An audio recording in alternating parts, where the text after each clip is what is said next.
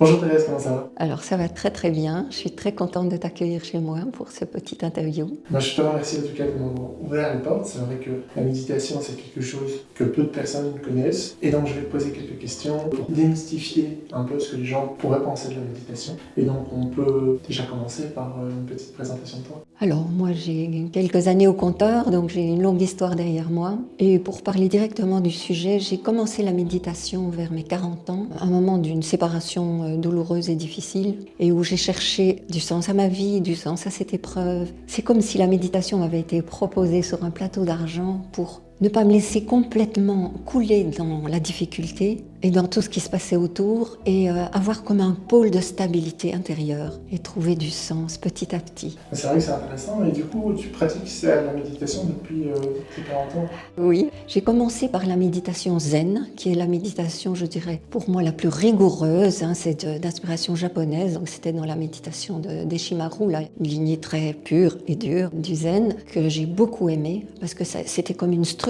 qui m'aidait moi à me redresser dans ma vie. J'ai pratiqué avec un couple qui est malheureusement parti, puis j'ai médité avec un moine bouddhiste, Vipassana, pendant quelques années, et puis ma vie a continué, j'ai quitté Bruxelles et j'ai commencé à méditer avec des disciples de Gurmai, qui est une éveillée hindoue.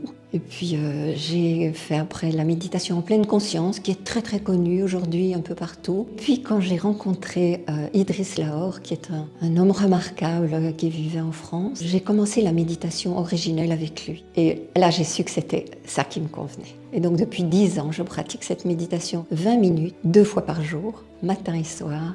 Mais c'est super ça. Est-ce que tu te souviens en fait de ta première séance de méditation? Alors, la première séance, non, mais la première ambiance, à la fois je sentais beaucoup de paix autour de moi et à l'intérieur, c'était un peu l'inverse, c'était le chaos. Je me sentais en pleine tourmente émotionnelle et même mentale. Je me disais, ouf, ils ont l'air si paisibles et moi je suis dans le chaos là à l'intérieur. Mais ça m'a aidée. Au fil des semaines, cette paix qui tout doucement me nourrissait de quelque chose d'autre dont j'avais besoin. C'est fantastique. En général, est-ce que tu pratiques aussi en groupe ou que toute seule? Alors, j'ai commencé donc en groupe. Et puis, avec le temps, je me suis mise à pratiquer seule, mais je trouvais que c'était beaucoup plus difficile que de méditer en groupe. Finalement, il n'y a aucune bonne méthode. Il faut trouver celle qui convient au moment où on cherche. Ok, super. Comme tu l'as dit, il y a beaucoup de méditations différentes. Selon toi, si on regroupe un peu tout ça, qu'est-ce que c'est réellement la méditation? Alors, merci pour cette question, parce que la méditation, on pourrait dire qu'il y a différentes niveaux de méditation. Le premier niveau, on vient en méditation sortir juste pour du bien-être. Après, on découvre,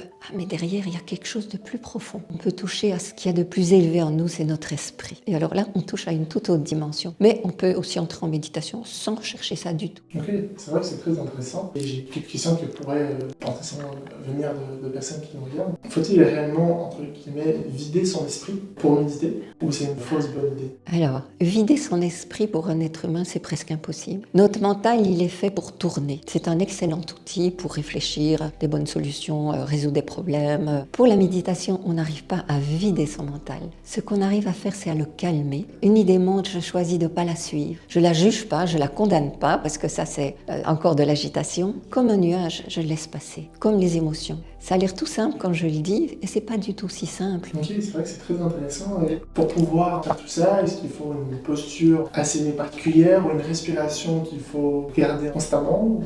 Alors, dans la technique que moi je propose, c'est donc le dos droit, le menton rentré, les mains sont posées sur les cuisses, paumes vers le haut ou l'une dans l'autre, pouce en contact. La respiration, elle s'apaise d'elle-même et au début, on ne propose pas de respiration particulière. Et donc, si je dois me moucher parce que j'ai un rhume, ok, mais sinon, la plus grande immobilité aide à une immobilité émotionnelle et intellectuelle. Ok, c'est vrai que c'est très intéressant. Du coup, quand tu réalises une bonne séance, qu'est-ce que tu ressens au fond de toi, intérieurement? Seule et une bonne méditation, c'est le plus de calme au niveau des pensées, des émotions et du corps. En groupe, j'essaye d'induire. Tous ceux qui participent disent que la deuxième plage de méditation est en général meilleure que la première. Le yoga aide à revenir à son corps, détendre les tensions qui se sont installées de la journée ou de la première plage de méditation. Il y a un champ vibratoire, j'ai envie de dire, qui s'installe, qui est différent à la deuxième plage de méditation. Et qui pour moi touche à ce que je te disais dans la méditation seule, c'est cet espace de calme où je sens...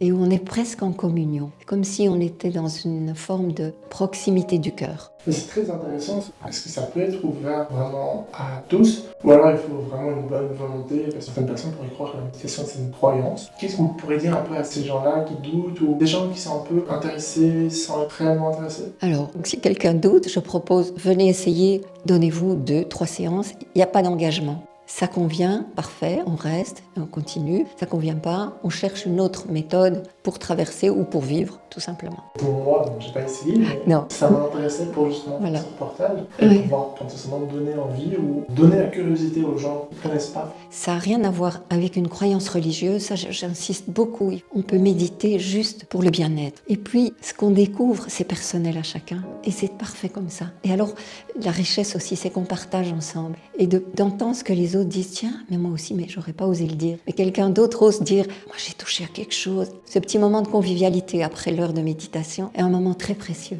C'est vrai que c'est génial. Et peut-être pour dire un peu le dernier mot de cette vidéo, est-ce que tu as quand même un petit message à faire passer aux gens qui seraient toujours réticents, qui se disent, je sais pas, j'ai pas forcément envie.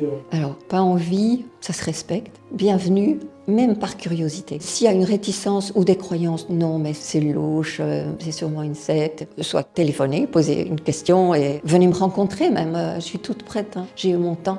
Je suis pensionnée, donc j'ai mon temps. C'est très chouette. C'est vrai que j'ai un peu oublié de poser cette question, mais tu pratiques ici en groupe chez toi. Si les gens sont intéressés, comment ils peuvent te contacter? J'ai imprimé un petit folder que j'ai distribué au domaine. Je n'ai pas de site internet parce que c'est pas trop mon truc tout ça. Donc j'ai un numéro de téléphone, je te propose de téléphoner. J'aime bien de se rencontrer avant la première fois pour vraiment bien cadrer les choses, montrer le lieu. En général, on est entre 3, 7 maximum parce que dans cet espace pour faire le yoga, on a besoin d'un petit peu de place. On peut méditer mardi, mercredi, jeudi. Et puis ceux qui sont irréguliers, je préfère qu'ils préviennent. Comme ça, j'installe, la place est déjà prête. Voilà. Ok, super. Eh ben, en tout cas, je te remercie. Ça fait plaisir en fait de pouvoir potentiellement donner l'envie ou la curiosité aux gens de savoir ce que c'est réellement la méditation. Donc je te remercie d'avoir ouvert les portes de chez toi. Et bien sûr, si les gens sont intéressés, je laisserai ton numéro de téléphone dans la description. Donc, à très bientôt. Merci à toi, Nolan. Merci beaucoup.